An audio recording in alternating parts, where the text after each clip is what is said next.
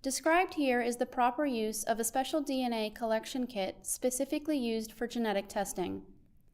The procedure for collecting DNA is different from other types of buccal and throat swabs used in the clinic. It is important to adhere to the procedure described here and also shown on the enclosed instruction insert. Improper technique will either contaminate the DNA sample or not provide enough material for testing. Some precautions to note. Do not touch the tips of the DNA collection swabs. These are sterile and only use the collection device provided to you and described here. Do not substitute any other type of swab. Follow these instructions exactly. First, complete all the patient and date information on the small clear dry pack envelope. A fine point Sharpie works well. Please write clear and legibly. Next, have the subject rinse their mouth well with pure water. Next, tear open the package from the bottom and slide out one swab.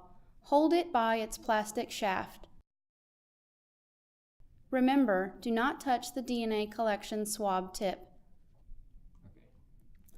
Ask the subject to open their mouth wide and carefully without touching the DNA collection tip to any other surface, such as teeth. Place the tip of the DNA collection swab against one side buccal or cheek side of the mouth. Rub the DNA collection swab up and down against the cheek 30 times. There should be a little pressure applied to ensure cell collection, but not enough to cause discomfort. As you rub the swab up and down, occasionally rotate the swab to ensure every part of the tip surface collects some cells. Also rub inside the gum line. The goal is to collect as many cells on the swab as possible. Place the DNA collection swab into the small clear dry pack envelope tip first. Now remove the second swab, remembering not to touch any surfaces with the DNA collection tip.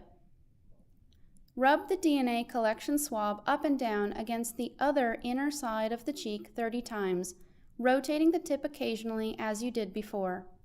Remember to use slight pressure to collect the maximum number of cells from the cheek surface, but don't cause any discomfort. Again, also rub inside the gum line to collect as many cells as possible. Now place the second swab into the dry pack right next to the first one. DNA collection tip end first. Seal the dry pack by taking off the protective strip and pressing down the self-adhesive flap firmly to create a tight seal. Now place the dry pack into the large Ziploc bag along with the supplied desiccant pack. Enclose the sample. Ensure the patient information is correct. Seal the bag. Store the sample in the secure refrigerator sample storage area until ready to send into the lab for testing.